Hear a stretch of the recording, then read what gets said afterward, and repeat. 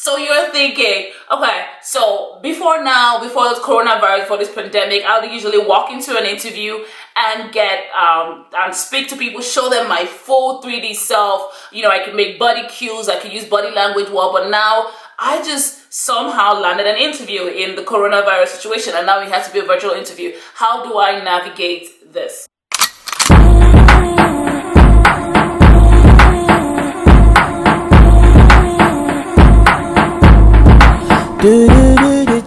Hello beautiful people, and welcome back to JD Buzz. It's your favorite girl JD, and I'm here to help you with your professional career. If you're a student, you're a newcomer, you're a side entrepreneur, you're looking to move to Canada, or you just need tips on navigating your career as a professional, you're in the right place. It's okay, I'm your girl, we got you. But even better, I brought on a friend and an expert who is in the recruiting industry to help you ace that virtual interview where we can only see 1/3 of you. Okay, without further ado, hey Dami, take it away.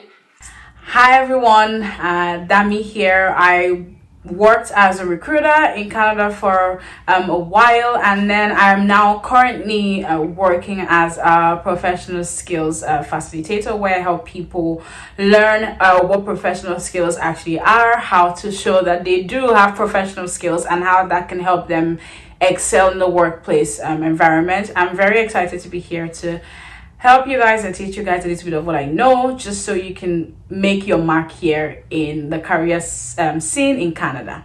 Amazing. So if you're new on this channel, where have you been? And if you're returning and subscribed, thank you. And because you're returning, you might have seen, or you know, that I thoroughly shot a video with Dami where we actually walk you through how to navigate your career search using LinkedIn, how to approach people using LinkedIn, and you can check out the video in my description box. But for this video, we're going to be walking you through how the four points and how to ace your virtual interviews. And if you stay till the end of this video, we have a bonus point for you. Say, okay, they're not probably going to call me on Zoom or Skype or one of the virtual video platforms. It's going to be a telephone interview. How do you actually ace that? How do you stand out when they can only hear your voice? Watch out. But for the meantime, hey Dami, please teach us, how do we actually ace virtual interviews now? Thank you very much, Janie. Yes, today I'm going to be talking about 4 keys to acing your interviews online, and there are many, so I just grouped them in these 4 categories so I can give you an acronym that you can easily remember. I call them the PC square. The first P is to make sure that you are presentable. The first C is to make sure that you are confident. The second P is to make sure that you are prepared. And the third C is to help you to connect. So that's the PC square for you. So what does it mean to be presentable? I know that we're all home because of coronavirus, and everyone is like not wanting to get off their pajamas. You want to wear your hoodie, your sweatpants and everything. But when you do have an interview, it's very important for you to be professionally dressed. Just because It puts you in the mood. It helps you realize, okay, I'm no longer sleeping. I'm no longer lounging in the parlor. I'm actually up and I have an interview. So it's very important for you to be professionally dressed. Part of being presentable as well is to make sure you have a pen and a paper. Now, this helps you look like you are actually serious and you're interested in being there. It also helps you actually, if you do lose your train of thoughts and you need a few seconds to put yourself together, you can take notes on your notepad, as opposed to say, give me a few seconds to put myself together, and then you're trying to put yourself together in your head. And then if you have questions for the interviewers, you can note them down on your notepad such that you can ask them at the end and you don't forget anything. So these are 2 things in being presentable. And please make sure you do your hair. I know we don't have access to our hairdressers and everything, but running a comb through your hair or getting a haircut, putting a bun or whatever, just don't be like you just got up from bed. So second is to make sure that you are confident. Now, what does that even mean? You know, like, how can somebody be confident? If I have low self-esteem, who's gonna help me? Like, how can you help me? But there are actually things that you can do to appear confident. So maybe you are not confident, but you can do certain things that can make you appear confident. Now, what are those things you can do? You can make sure that you smile. Like smiling instantly. Exactly. And like me too. So smiling instantly makes you appear more confident than you actually are. Something else you can do is to make sure that you have a good sitting posture. So don't swivel in your chair. Sit upright, straight. Don't fidget, because if you fidget, you seem like you're not confident. Third is to make sure that you make eye contact. Now you're wondering, how do I make eye contact with someone I can't see? So when you're doing an interview and you have your laptop in front of you, making eye contact is looking straight in the lens. Yes. So as opposed to looking on your screen, look at the lens. Looking at the lens like what I'm doing right now. Same. I'm doing the makes exact it same look thing. like you're actually makes it look like you're actually looking them in the eye and you're talking to them. That makes you look confident, as opposed to not wanting to look at them. You just seem like you don't want to be there, or you're not confident, or you're not sure. Yep. And one thing I will always say is, if you're confident enough that they should hire you, chances are they will be confident too that they should hire you. But if you're like, I don't deserve this job, I don't even know why I'm here, I think I'm gonna fail this interview, it's gonna carry through in everything you say and how you act, and most likely they wouldn't hire you. And I actually learned something really interesting today from my good friend, a lady named Chioma. And what she taught me was, people do not pay you for your worth. I've heard a lot of people say, I need people to pay me for my worth. I'm sorry, nobody pays you for your worth. People pay you for the perceived value of your worth. And what that is how you come across. Because the truth is, sometimes our worth is really hard to unpack. Yeah, sometimes we're still discovering ourselves. So you're asking somebody else who's only having a 30-minute conversation to pay you for what they can't even really find out. So you have to show up like what you know you're worth, and that's what people pay for. So that whole part of it about being presentable and being confident definitely resonates with me. Thank you so much, Dami. You're welcome. This third point I'm going to spend a bit longer on, just because it has so many things to do, but I'm going to try to make it snappy, because I know you all are professionals and you want to quickly head out from this video or go for your interview or go prepare. And that's what I'm actually talking about now, being prepared. Now, how do you prepare for your interview? You prepare for your interview by researching the organization. Make sure that you know why you want to work in the organization. Is views, what is it about the company that resonates with you? Think of something, find something from their core values, find something, maybe their CEO is a female or they empower women and you want that. Go for it. I remember something I used to do when I used to prepare for interviews, and I still do, is I make a one-sheeter like this. I don't know if you can see this, where I make a quadrant. And the whole point of it is to say, in one part, I just put my about me. So, because they're going to ask you that elevator pitch, just tell me about yourself. You want to have your pointers on your notepad that Dami mentioned, so it's easy for you to remember and you can practice on the go. Then another side, I have information about the company. So for my research, quick 3 pointers or 4 pointers that would help me remember what I studied about the company, as well as questions I want to ask as it relates to the company level, because that's broad.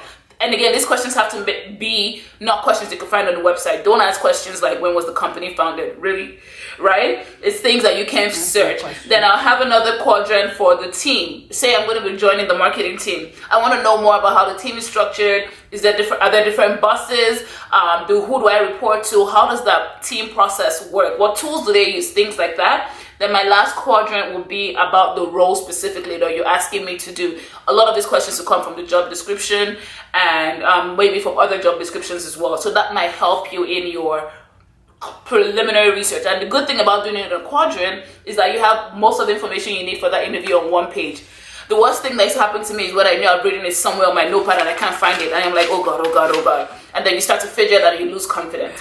They're also going to ask you why you want to work for the organization, why you want to work in that role. So those are questions you can prepare. And you can also make sure that you prepare answers to questions that they might ask you in advance. And how do you do that? By using the STAR technique or the Carol technique. Some people prefer the STAR, some people prefer the Carol. I'm not going to spend too much time talking about that, because there's a huge amount of resources about that, both on YouTube and on Google. So do research the STAR and CARL methods of answering behavioral questions, because most likely they would ask you, or answering situational questions if you're more advanced in your career. Something else you should actually prepare, I always say, plan for contingencies. What does that mean? Planning for contingencies mean, tell your kids you have an interview if you have kids. Tell your husband, tell your dog, tell your cat. Everyone that needs to know that you will be having an interview should know, and they shouldn't bother you at that time.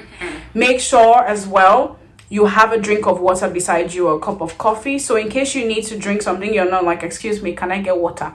Have all of that around you. Also have sticky notes on your computer where you can remind yourself, oh, remember to smile, remember to sit upright. If you know that some things are your problem areas, if you have filler words, put notes on there and say, don't say as much. Just remind yourself little things that you might actually forget if you are caught in the thick of the moment. And then the last thing I'm gonna mention about you preparing is for you, the last two things actually, is for you to make sure that the night before, because technology fails us all the time, you try something and it works. Yes. Have data on your phone, so enough data so you can power your laptop in case your Wi-Fi misbehaves, or in case something happens and your dog chews on the cords, whatever. Just have a backup plan. Yes. It's too important. A thing for you to note. Also, make sure you do a practice run with your friend. Yes. Or anybody, or your husband, or whoever, so you can understand the environment of where you're going to be working in. How do I share my screen? How do I pause my video? How do I mute myself? Little things like that. Make sure you plan for them in advance. And then finally, make sure you have the contact of a recruiter, or you have the contact of someone you can call in case all hell breaks loose, because it does happen. Thank you so much, Dami, for sharing. Yeah. Okay, I think you have one last point on how to prepare for a virtual Yes, interview. I do. So we know that this is what you do actually post-interview. Okay. We know that virtual interviews are very impersonal. They've never met you. We never know when we're going to come out of this quarantine, so they may not meet you when you land the job. Hopefully you will after this video. They may not meet you for a couple of weeks after that. So what do you want to do to connect? There's a very popular quote that says, people may not remember what you said to them, but they would always remember how you made them feel. Maya Angelou said that. That is one of my favorite quotes. Thank you so much. Yeah. Yes. You're welcome. So you want to make them feel like you valued their time. Yes. If you have watched our LinkedIn video, if you haven't, please go watch it. Nobody likes time wasters. Yes. They want to make sure that you value their time.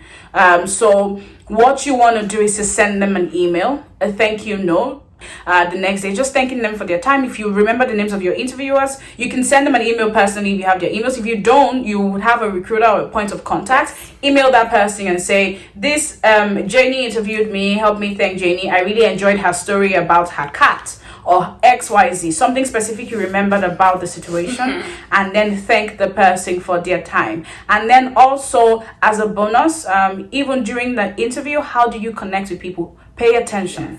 Listen to what they're saying so you can use their points to feed off and lay your own points. So if, for example, they're talking about how they have a degree in international business, you can say, oh, thank you so much for mentioning your degree in international business. I actually studied international business too. That's how you can connect with people, and that's how they would not forget that you. Is true. Exactly. Similarities in the myriads of people they're going to be speaking to. If you can connect with them, they would likely remember you above on an individual level. So those are my points for today. And I'm just going to add some quick bonus points to that virtual piece, in the sense that yes, because I know some cultures are very strictly professional, but I think in your about me, in the tell me about yourself, your elevator pitch, that's a time to shine your personality, especially in very strict tech or business roles. I make it a point to let people know in interviews that I'm a dancer, that I make YouTube videos, even though I'm out there, I'm applying for a tech sales role, because I want you to know that these are the kind of conversations you'll have with me. I'll probably teach you some Afrobeat moves. So I want people to imagine the person they're going to work with as a full-rounded person versus just, I'm here to do my job 9 to 5 and now. So feel free to definitely do that. So now, because you've waited to the end of this video, you're a trooper. We're going to put some bonus points on what to do. Yes, it's a virtual interview. It could not be video. What if it's a phone interview? How do you differentiate yourself in that? Because now you've only gotten down to one sense, your voice. Sammy, do you have any bonus points for tips for people who are having phone interviews? I actually do, because this is something I used for my phone interview, or I have personally used and I've seen people use that has worked for them. Some people are like me. If you're talking to me on the phone and you don't see my face, you can't see my animated expression, so you would assume that I'm uninterested, because my voice is very monotone and very baritone in a sense. So what I do is, when I'm on the phone, I pace. Your pitch goes up and down just because you're pacing and your heart rate is going up. And then practice smiling a lot before the interview. So make sure that you're smiling so your face is already relaxed, and don't forget to do the Superman pose, like this, like the any other pose that keeps you confident. Exactly, like that. Or any other pose that makes you feel confident. So do feel free to wear professional outfits if you feel like that's something that you amazing. really need to do. I would add that I personally do most of my phone interviews in front of a mirror because it actually feels like I'm having a conversation with somebody else and not just by myself. And that is just in addition to everything Dami has said. So I dress up professional. I wake up early. I am ready for my interview at least 30 minutes before. It's even though you're home, we know we're home. You don't want to be waking up 5 minutes before and be like, oh, trying to gather yourself, because that unpreparedness will come through. I'm telling you right now. I am so blessed, and I've learned a whole lot from you, Dami, today. Thank you so much for sharing. If you have gotten, you're welcome, Jamie. Because you have gotten to this point, I hope you really like this video. Let's all show Dami some appreciation and give a like and comment. If you have a video, if you have an interview coming up, I wish you the absolute best. Let me know in the comment box how you're feeling right now and or how it went if you just finished one. And I hope you subscribe to the channel, and I will see you in the next video. Thank you so much. Thank you, guys. Do you